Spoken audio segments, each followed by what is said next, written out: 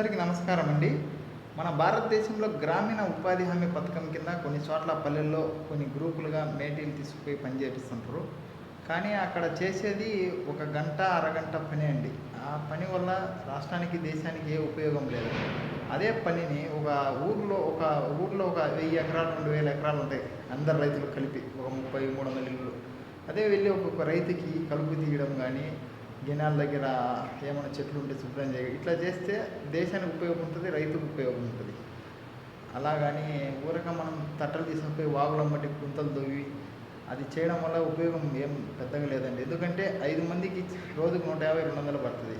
అదే జేసీబీకి 700 ఇచ్చే అట్లా వారం కల్లా మొత్తం మన ఊర్లో అంతా శుభ్రం చేసేస్తుంది. కానీ మనిషి పని చేసేది రైతుకు ఉపయోగపడాలి. అట్లా అండి. అందుకు ఒక ఉపాధి హామీ పథకం అనేది రైతు పొలాల్లో చేస్తే బాగుంటుందని ఇది అందరికీ ప్రధానమంత్రికి షేర్ చేయండి.